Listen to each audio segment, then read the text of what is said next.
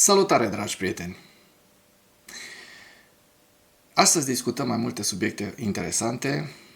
Vom vedea de ce Putin ar vrea să se întâlnească cu Zelensky, dar n-ar vrea să semneze niciun acord, așa spune el, pentru că Rusia nu reușește să spargă linia frontului și nu au avansuri majore la nivelul pierderilor, deci sunt impotenți pe linia frontului, atacă pe față, fără niciun ascunziș, casele, blocurile, locuințele, atacă civilii ucraineni. Nu mai este niciun dubiu că sunt crime de război în largul șir de genocid asupra populației ucrainene pe care Rusia l-a săvârșit în ultimii 3 ani și imediat 5 luni. Putin, în acest timp, joacă la două capete cu Trump. Ar fi vrut să medieze conflictul iraniano-israelian, dar, așa cum vom vedea, Trump nu este de acord cu acest lucru și îi spune lui Putin: fă-mi o favoare, Vladimir, mediază mai întâi Rusia. Acum, sincer să fim, să nu vă faceți iluzii și dubii despre Donald Krasnov. Asta este o fațadă, părerea mea. Dacă nu este o fațadă, înseamnă că tot ceea ce a făcut Trump până acum este prostie. În favoarea Rusiei mă refer. Celelalte subiecte ale analizei noastre în ziua 1211 a războiului din Ucraina sunt: Putin a justificat atacurile asupra zonelor rezidențiale din Ucraina. Acestea sunt atacuri asupra instalațiilor industriei de apărare. My God. Trump aprobă planul de atac asupra Iranului, dar amână comandarea acestuia, amână aplicarea planului de atac asupra Iranului. Foarte interesant ce se va întâmpla. De asemenea, Senatul Statelor Unite ale Americii amână sancțiunile împotriva Rusiei cel puțin până în iulie. Nasol, nu? Asta cu toate că am văzut toate acele atacuri asupra, și o să vă arăt în materialul de astăzi, atacuri asupra populației civile. O veste bună: ofensiva rusească asupra orașului Constantinovka. Forțele de apărare ucrainene au respins un atac major și au distrus 18 vehicule blindate. O veste foarte, foarte interesantă și la final, așa cum o fac de obicei, vă prezint hărțile Institutului pentru Studiul Războiului și ale analiștilor Deep State. Putin a declarat că este pregătit să se întâlnească cu Zelensky, dar că nu va semna nimic cu acesta. Da, atunci pentru ce să te mai întâlnești, dragă Putin? Președintele Putin și-a declarat disponibilitatea de a negocia cu Volodymyr Zelensky, dar refuză să-l recunoască pe actualul președinte ucrainean ca fiind suficient de legitim pentru a semna vreun acord. Putin, în timpul unei întâlniri cu reprezentanții agențiilor de știri internaționale, relatează agenția de propagandă de stat rusească RIA Novosti. În timpul discursului său, Putin a declarat că Rusia nu respinge, se pare, posibilitatea unor negocieri de pace și că este personal gata să se întâlnească cu toată lumea, inclusiv cu președintele ucrainean Volodymyr Zelensky. Cu toate acestea, liderul de la Kremlin a declarat că Zelensky, în opinia sa, nu are autoritatea legală de a semna documente internaționale. Nu ne pasă cine conduce negocierile, chiar sunt pregătit să mă întâlnesc, dar când va veni etapa finală, semnătura trebuie să fie de la autoritatea legitimă, a spus Putin, insinuând că îl consideră pe actualul președinte ucrainean inapt să încheie acorduri internaționale.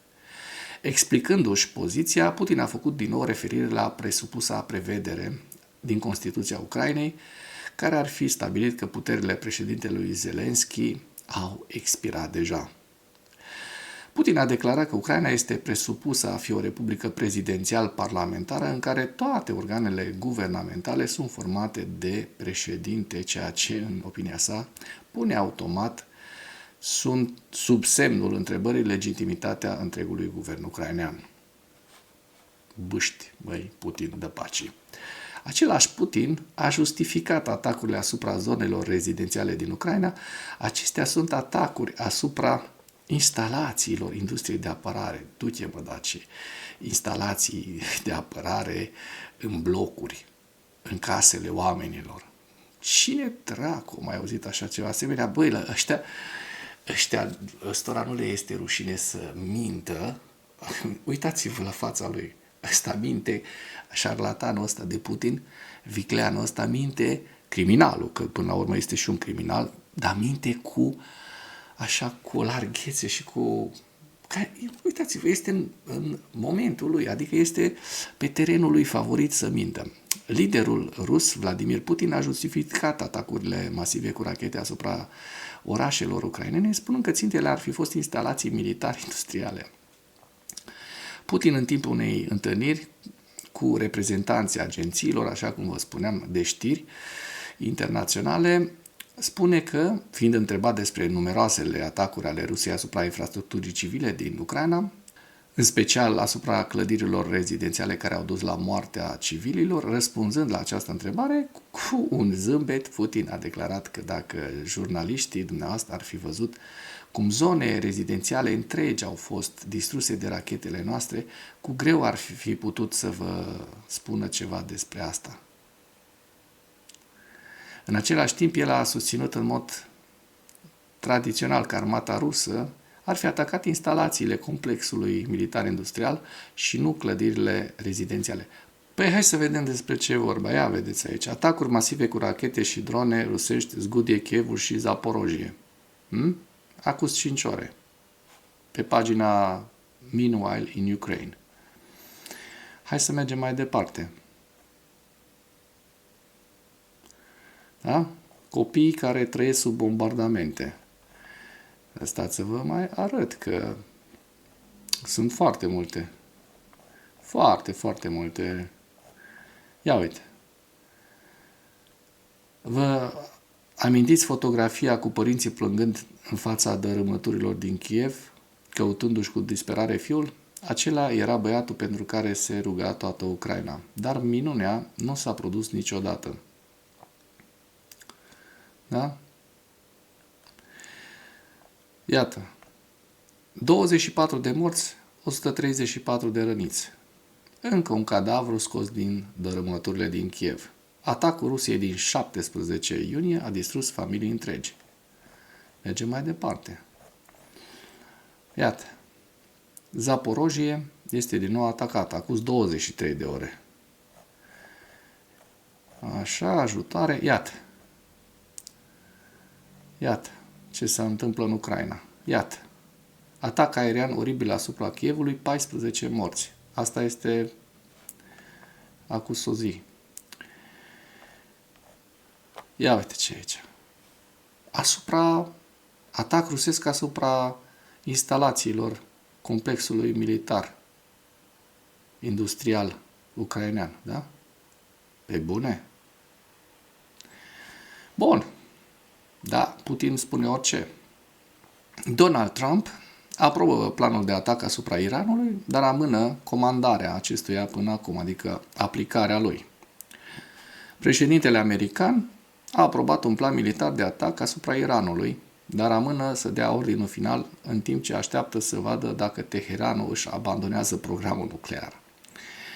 Potrivit ziarului, Trump le-a spus consilierilor săi principali marți seara că a aprobat planuri militare împotriva Iranului, dar amână un ordin final. Așteptând să vadă dacă Teheranul își va abandona programul nuclear. Nu știu despre ce e vorba aici, hai să zicem că îl credem pe cuvânt, dar ce să-și abandoneze Iranul programul nuclear? Acum, hai să fim serioși. Nu o să se întâmple niciodată. Dacă poate să-l ducă până la capăt, îl vor duce. Dacă pot să-l ducă până la capăt. S-ar putea să nu o facă, adică să acționeze militar. Zice Trump, săptămâna viitoare va fi foarte importantă, poate mai puțin de o săptămână, a spus Trump, când a fost întrebat dacă a decis să atace instalațiile nucleare ale Iranului. liderul suprem al Iranului, Ayatollahul Ali Khamenei, a declarat că Iranul nu va ceda și a avertizat că orice intervenție militară a SUA va duce la consecințe ireparabile. Senatul SUA amână sancțiunile împotriva Rusiei cel puțin până în iulie. Vedem aici o știre destul de interesantă. În ciuda consensului dintre senatori, SUA amână introducerea de noi sancțiuni împotriva Rusiei cel puțin până în iulie. De ce? Senatul american a amânat examinarea unui proiect de lege care vizează impunerea de sancțiuni Rusiei și partenerilor săi comerciali. Coautorii Lindsey Graham și Richard Blumenthal încearcă să aducă modificări tehnice care ar reduce presiunea asupra aliaților Ucrainei, însă, în ciuda sprijinului larg, examinarea este amânată cel puțin până în iulie.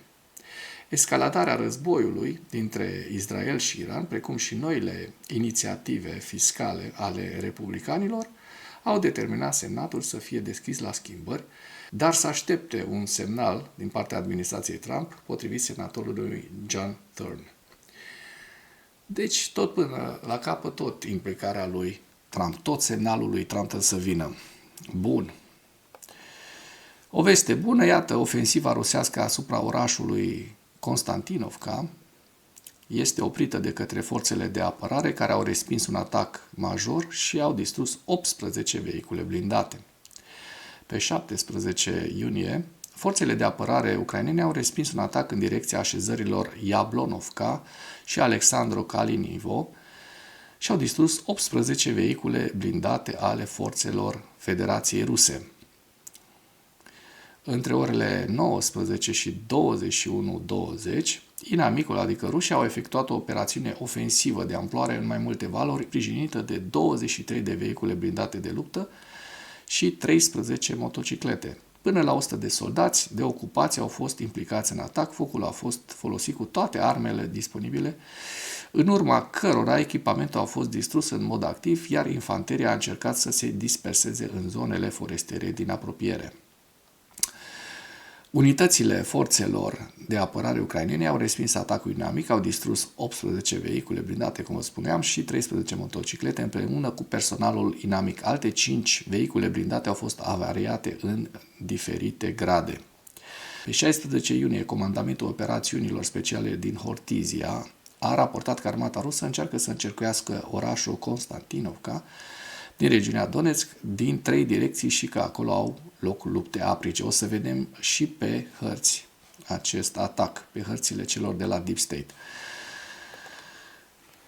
Fă-mi o favoare, Vladimir, mediază mai întâi Rusia. Trump îl critică pe Putin din cauza ofertei către Israel și Iran, oferta de mediere a conflictului israeliano-iranian. Așa, președintele Trump a declarat pe 18 iunie că a respins oferta președintelui rus Putin de a media conflictul escaladat dintre Israel și Iran. Am vorbit cu el ieri și, știți, chiar s-a oferit să ajute la mediere. I-am spus, fă-mi o favoare, mediați-vă propriile voastre situații, le-a spus Trump reporterilor. Hai să mediem mai întâi Rusia, bine? Am spus, Vladimir, hai să mediem mai întâi Rusia. Poți să te ocupi de asta mai târziu. Haios, dacă n-ar fi și tragic. La scurt timp după declarația lui Trump, purtătorul de cuvânt al Kremlinului, Dmitri Peskov, a declarat că președintele american vorbește figurativ atunci când se referă la o conversație cu Putin, potrivit agenției de știri de stat ruse TASS. Viața este atât de plină de evenimente în zilele noastre, încât o retrospectivă care acoperă câteva zile este ca și cum ai privi înapoi la ziua de ieri, adăuga Peskov, sugerând că nu a existat o astfel de conversație pe 17 iunie. Hai să mergem noi și să ne vedem de treburile noastre, pentru că berbecii ăștia nu mai știți ce să crezi. Că a zis, s-au sunat, au vorbit la telefon, nu e așa, este altfel. Iată că în ziua 1212 a războiului din Ucraina, forțele ruse au înregistrat pierderi de asemenea destul de mari, 1080 de militari, cifra depășește deja cu mult 1 milion, ajung la 1 milion 8.240 de militari ruși pierduți de la începutul invaziei din Ucraina, 4 tancuri, 8 vehicule blindate de luptă, 63 de piese de artilerie și vedeți aici lista cu pierderile rusești. Și acum trecem la hărțile Deep State. Sunt niște avansuri înregistrate. Vreau doar să vă arăt că în sud n-au existat în ultimele zile avansuri rusești, dar așa cum se vede din această imagine, există la nord de Pokrovsk, între Pokrovsk și Toretsk, această zonă despre care am vorbit mai înainte. Odată vedem că la vest de Malinivka, așa, este o zonă mârne în care rușii au reușit să se îndrepte și să ocupe o zonă de aproximativ 1 km pătrat. Mai la nord, în această zonă, spre Jablonovka, vedem că rușii au reușit de asemenea să împingă, n-au cucerit nicio zonă. Este un teren probabil agricol în această zonă, dar un teren destul de mare, de aproximativ, a zice eu, 10 km, poate chiar 12 km pătrați. Dar, așa cum ucrainenii ne-au spus, au reușit să-i respingă pe ruși din această zonă. Cu toate că, iată, cei de la Deep State au înregistrat acest avans începând cu data de 14, 15, 16 nu era, dar în 17 a apărut acest avans. Noi suntem în momentul de față în 19. Ucrainenii au spus că au respins atacul în 18, așa că așteptăm să vedem hărțile de mâine pentru a ști exact dacă au reușit să fie scoși rușii din această zonă sau s-au înrădăcinat aici. În orice caz, ați văzut, pierderile au fost foarte mari, 10 de vehicule blindate de luptă și 10 de motociclete, pentru, ca să nu mai vorbim de pierderile umane, 100 de militari pentru un teren agricol de 10 km pătrați. În zona Toretskului vedem că nu a existat niciun avans în ultimele zile, așa, ca să ne convingem mai abitir, am verificat. Ceasoviar de asemenea. În zona Kupianskului, de asemenea, lucrurile sunt stabile. Vovceanscu, în această imagine, este stabil. Și ne îndreptăm spre zona Sumă, să vedem dacă, o zonă de asemenea foarte importantă, să vedem dacă au fost, iată, a existat un avans rusesc în această zonă și din ce văd eu aici, este un avans destul de mare, pentru că vorbim despre o zonă care tot așa ocupă undeva la 10-12 km pătrați. Nu este nici cucerită nicio localitate, dar totuși trebuie să ținem cont că a existat un avans rusesc, așa cum se poate observa, din 16 în 17 în zona Sumă. Este un avans destul de important, că dacă ne raportăm la zona pe care ucrainenii o dețin aici în Kursk, zona rusească, pentru că ucrainenii încă dețin acest teritoriu, vedem că rușii au reușit să ocupe mai mult decât dețin ucrainenii. Deci undeva, dacă ne uităm la Tetkino și la... Totuși Tetkino este un pic mai mare, altă zonă deținută de armata ucraineană în Rusia, dar totuși pe mie nu-mi place că rușii încet înaintează și în această zonă.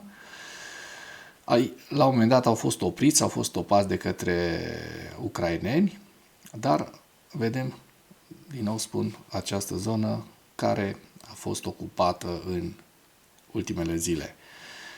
Și trecem la evaluarea campaniei ofensive rusești la data de 18 iunie, în viziunea analiștilor americani de la Institutul pentru Studiul Războiului. Forțele ruse au efectuat un asalt mecanizat de dimensiunea unui pluton în direcția Toretsk pe 14 iunie, ceea ce v-am prezentat mai înainte, și că au fost distruse 15 echipamente grele și 8 vehicule motorizate, lucrurile pe care vi le-am prezentat deja. Aici aveți și harta a celor de la institut. Institutul pentru Studiul Războiului, Kremlinul își propune probabil să folosească Forumul Economic Internațional de la Sankt Petersburg, aflat în desfășurare, pentru a sprijini eforturile continue de consolidare a controlului asupra spațiului informațional și de pregătirea societății ruse pentru un efort de război prelungit. Să vedem cât o să mai reziste economic Rusia, pentru că de acolo li s-au atras întotdeauna daunele, căderea Imperiului. Partenerii occidentali ai Ucrainei continuă să furnizeze Ucrainei ajutor militar și anunță noi pachete de sancțiuni împotriva Rusiei. Kremlinul continuă să ia măsuri drastice împotriva bloggerilor ruși critici, ca parte a eforturilor sale de ani de zile și a cenzurii și pentru a controla spațiul informațional rusesc. Deci, hărțile Institutului pentru Studiul Războiului Sumă, Vovchansk, Lugansk, râul Oschil, Donetsk, Constantinivka, Zaporojie și Herson. Deci, oameni buni, din păcate eu n-aș fi un blogger prea bun pentru ruși, n-aș fi un blogger bun în Rusia, pentru că aș fi critic. Și atunci m-ar închide, ori m-ar executa, acum ca glumă la ceea ce am spus mai înainte despre cum Rusia își tratează proprii bloggeri de război care critică Rusia, conducerea sau comandamentul militar. Sigur că n-aș putea să fac ceea ce fac acum, să fac asemenea materiale, asemenea videoclipuri în Rusia, asta e clar. Dar cei care ați urmărit până la final acest videoclip și v-a plăcut, vă mulțumesc mult din suflet și nu uitați, nu ezitați să distribuiți acest videoclip dacă considerați că mai multă lume ar trebui să-l vadă. Mulțumesc mult!